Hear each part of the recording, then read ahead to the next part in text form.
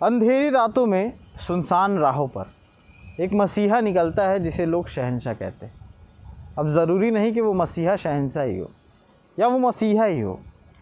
रात के अंधेरे में चोर भी आते हैं या चोरों का वो गुट भी आता है जो 41 चोरियां करता है और बाद में पुलिस के हत्थे चढ़ जाता है।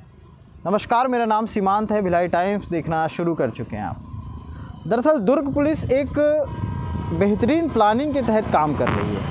उस प्लानिंग के तहत जो पुराने शातिर चोर हैं उन पर नकेल कसी जा रही है। शहर में एक मामला सामने आया है जहां पुलिस ने उन 6 चोरों का पर्दाफाश किया है जिन्होंने 41 जगहों पर चोरी की थी।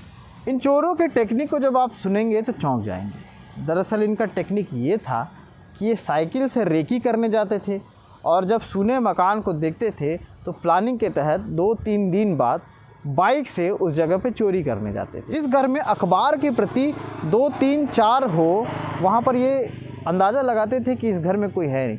अक्सर ये चीज़ें पुरानी हैं, ये आइडियाज़ पुराने हैं कि जिन घरों में 3-4 दिनों के अखबार इकट्ठा रहते हैं, पहले भी ऐसी चोरियां हो चुकी हैं और इसी तरीके को इस चोरी में भी अपनाया गया था। 6 आरोपियों के मैं नाम बताता हूं और चोरी करने का जो तरीका था और जो तमाम सारे सिलसिलेवार ब्यौरे हैं उसको मैं एक रिपोर्ट के तहत आपके सामने पेश करता हूं। इन चोरों के नाम हैं अनवर खान, नेवई बस्ती, सागर सेन, मोहंदी घाट, बालोद, द्वारिका दास मानिकपुरी, खैरागढ़, नांदगांव जिला, राजू सोनी, सरकंडा, बिलासपुर, जितेंद्र पवार, सदर बाज़ार। अब ये 6 आरोपियों को पुलिस ने पकड़ तो लिया है। अब इनका किस्सा भी सुन लीजिए। दरअसल साल 2021 जो अभी बीता है, दिसंबर का महीना था, रिसाली में एक चोरी होती है और चोरी के बाद सतर्क हो जाती है पुलिस नज़र रखती है सीसीटीवी कैमरे पे, खंगालती है कैमरा और जांच में जुट जाती है। कभी कभी चोर को पकड़ने के लिए पुलिस को भी चोर का भेष धारण करना पड़ता है। बिल्कुल ऐसा ही वाक़या यहाँ भी हुआ। पुलिस ने चोरों पर ऐसी नज़र रखी और इतने दिन तक नज़र रखी कि चोरों को पता ही नहीं चला कि पुलिस की निगरानी उन पर 24 घंटे है। अब 41 जगहों पर चोरी करके इन्होंने लूटा क्या? 1 किलो 30 ग्राम सोना, 7 किलो चांदी और ढेर सारे रुपए, कुछ गाड़ी, बाइक, साइकिल भी, तमाम सारी चीज़ें हैं जिनमें से मोटा मोटी अगर कोई चीज़ आपको इन फुटेज में दिख रही होगी तो सोना, चांदी और कुछ जेवरात दिख रहे होंगे। ये पुलिस ने बरामद कर लिया है। आरोपी गिरफ्त में आ गए हैं। अब इनकी कहानी कुछ ऐसी है कि ये जो आरोपी हैं ये रिसाली में श्याम नगर में किराए का मकान लेकर के रह रहे थे। अनवर खान और सागर सेन, ये 2 आरोपी जो उस मकान में रहते थे। आगे की कहानी मैं आपको बताता हूँ। दरअसल पुलिस की टीम लगातार अनवर खान और उसके साथियों पर नज़र रखी हुई थी। नज़र के संबंध में आरोपियों को बिल्कुल भी भनक नहीं लग पाई और टीम भी सही समय का इंतज़ार करने लगी। उसी दौरान सभी संदिग्धों की उपस्थिति मकान में होने पर पुलिस द्वारा उस मकान में दबिश देकर अनवर खान और उसके साथी सागर सेन, द्वारिका दास से पूछताछ की गई। पूछताछ में सभी ने अपने काम, रहन सहन व उपस्थितियों के संबंध में गोलमोल जवाब दिया, जिस पर उन्हें थाना नेवई लाकर पूछताछ की गई। पूछताछ के दौरान आरोपियों द्वारा 3-4 वर्षों से एक साथ मिलकर योजनाबद्ध तरीके से थाना नेवई, चौकी पद्मनाभपुर व थाना पुलगांव क्षेत्र के सूने जो मकान होते हैं उसमें सेंधमारी, रेकी, चोरी, इन सारे अपराधों को उन्होंने कबूला। अब प्रकरण का आरोपी अनवर खान सन 1993 में जिला राजनांदगांव से हत्या के आरोप में रायपुर जेल में आजीवन कारावास की सज़ा काट रहा था। उसी दौरान उसकी पहचान बिलासपुर निवासी सोमचंद उर्फ गुड्डू सोनी से हुई, जो कि बलात्कार के प्रकरण में रायपुर जेल में सज़ा काट रहा था। वहां रहने के दौरान दोनों की मित्रता हुई।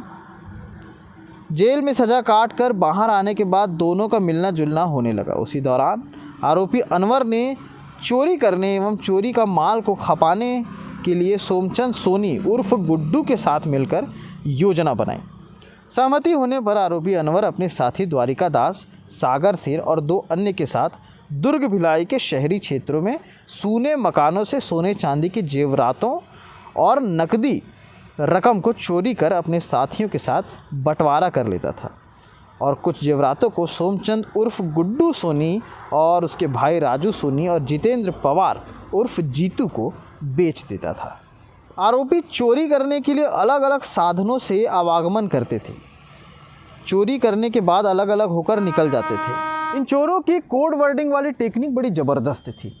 जब ये सोना और चांदी चोरी कर लेते थे और अपने अपने स्थान पर छुप जाते थे, तो ये कम्युनिकेशन में जिन कोड वर्ड का इस्तेमाल करते थे वो मैं आपको बताता हूँ। ये सोने को गेहूँ कहते थे और चांदी को चावल कहते थे।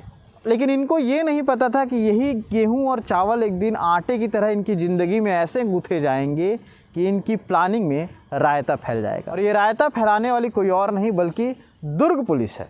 दुर्ग रेंज के IG OP Pal, SP BN Meena, additional SP Sanjay Dhruv और तमाम पुलिस के अधिकारी, तमाम पुलिस की टीम जो इस प्लानिंग में लगी हुई थी, उन्हें सफलता हासिल हुई। 6 आरोपी पकड़े गए हैं, जिसमें से 3 वो हैं जो चोरी किया करते थे और 3 वो हैं जो चोरी का माल खपाया करते थे।